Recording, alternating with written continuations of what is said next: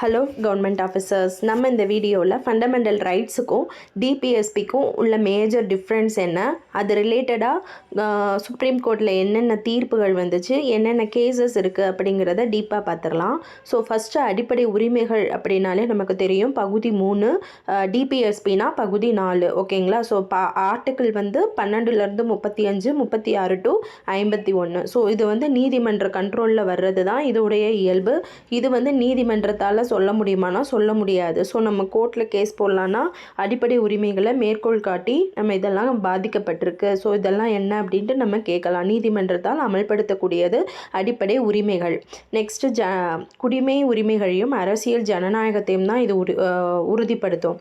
But DPSP என்ன பண்ணுன்னா மூணு பார்ட்டாக பிரிச்சிருப்பாங்க. சமூகம், அதாவது சோஷியலிஸ்டிக், அப்புறம் வந்து அந்த தாராளமயமாதல், நெக்ஸ்ட்டு வந்து காந்திய கோட்பாடுன்னு சொல்லி 3 பிரின்சிபல்ஸாக பிரிச்சிருப்பாங்க.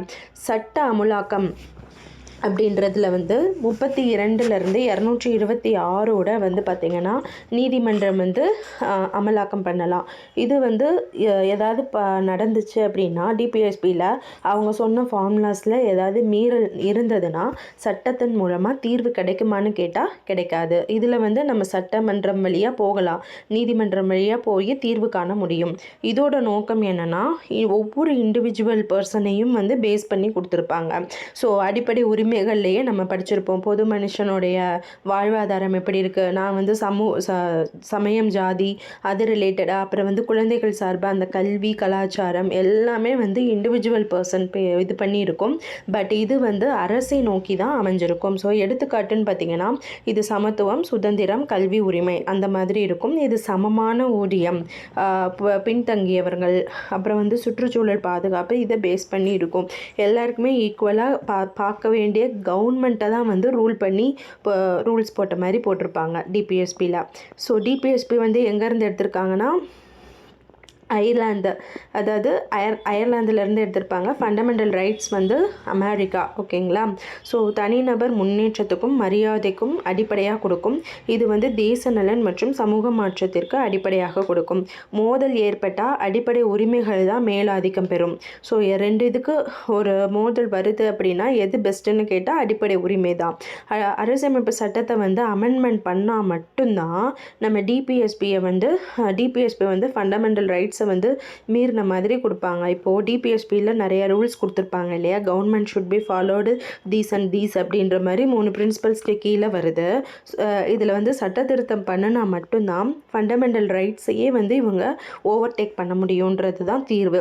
ஸோ இதில் பேஸ் பண்ணி உச்சநீதிமன்றம் என்னென்ன தீர்ப்புகள் கொடுத்துருக்காங்க அப்படின்னு பார்க்குறது வந்து செண்பகம் துரைராஜன் கேஸ், அது நமக்கு தெரியும், 1951, கேசவநந்தா பாரதி 1973, மினர்வா மில்ஸ் 1980. ஸோ இந்த வழக்கில் அடிப்படை உரிமைகள் மாநில கொள்கைகளை மேலிடத்தில் தான் தீர்மானிக்கப்பட்டது. ஸோ செண்பகம் துரைராஜன் கேஸில் வந்து என்ன பண்ணியிருப்பார்னா, என் நிலத்தை வந்து கையகப்படுத்திட்டாங்க அப்படின்றது கேஸ் பற்றி நம்ம டீட்டெயில்டாக பார்க்கலாம். இப்போ மேலோட்டமாக அந்த இயர்ஸும் தீர்ப்புகள் என்ன சொன்னாங்க அப்படிங்கிறத மட்டும் நம்ம இந்த வீடியோவில் பார்த்துக்கலாம். ஸோ செண்பகம் துரைராஜன் கேஸ் வந்து 1951, பெருபாரி யூனியன் வழக்கு 1960, அந்த இயர்ஸை ஜஸ்ட் ரிமெம்பர் பண்ணுறேன். கேசவானந்தா பாரதி 1973, மினர்வா மில்ஸ் வந்து மினரல் 1980. ஓகேங்களா? ஸோ அடிப்படை உரிமைகள் மாநில கொள்கைகளை விட மேலிடத்தில் தான் இருக்குது அப்படின்னு சொல்லி தீர்மானம் கொடுத்துருப்பாங்க.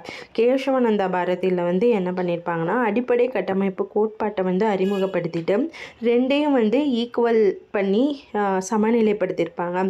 அதாவது நீங்கள் ஃபண்டமெண்டல் ரைட்ஸை வந்து கை வைக்கிறீங்க அப்படின்னா, அதோடைய ப்ரியாம்பிளில் கை வைக்கிறீங்க அப்படின்னா அதோட அடிப்படை கட்டமைப்பு மாறாமல் நீங்கள் திருத்தம் பண்ணணும் அப்படின்ற மாதிரி கேசவானந்தா பாரதி கேஸில் வந்து கொடுத்துருப்பாங்க.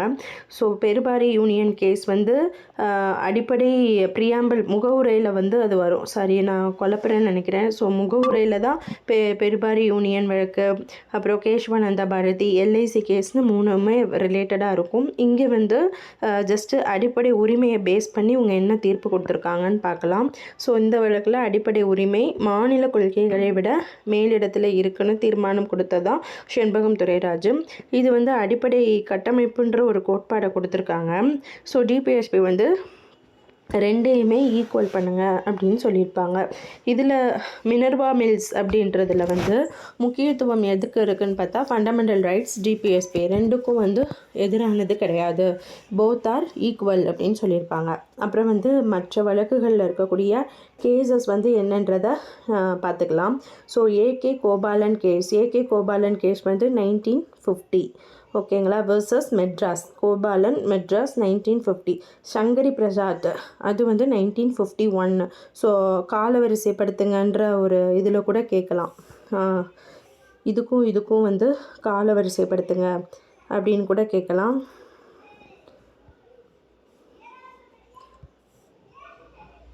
ஸோ ஏகே கோபாலன் கேஸ் வந்து 1950.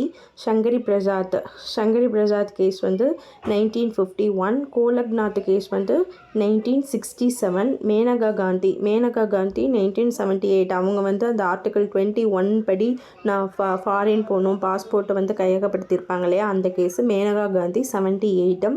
நெக்ஸ்ட்டு வந்து ஓல்கா டெல்லிஸ், இது புதுசாக இருக்குது, 1985. இந்திரா சவானி அது நமக்கு தெரிஞ்சதான் 1992. அப்புறம் வந்து மண்டல் கமிஷன் வழக்கும் 1992 தான்.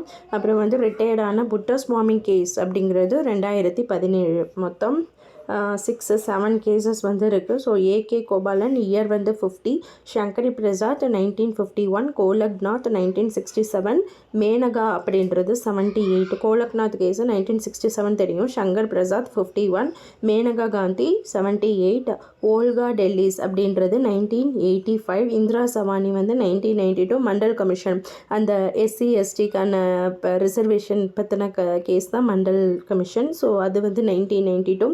KS புட்டஸ்வாமி அப்படிங்கிறது 2017. ஓகேங்களா? ஓகே ஃப்ரெண்ட்ஸ், இதுதான் மேஜராக ரெண்டுக்கும் உள்ள மேஜர் டிஃப்ரென்ஸ் வந்து இதுதான். ஸோ நீங்கள் இந்த இயர்ஸ் மட்டும் கொஞ்சம் பார்த்து வச்சுக்கோங்க. ஸோ இந்த வீடியோ பதிவு உங்களுக்கு யூஸ்ஃபுல்லாக இருக்கும்னு நினைக்கிறேன். ஸோ ஃபாலோ பண்ணுங்கள், சப்ஸ்கிரைப் பண்ணுங்கள். Thank you friends.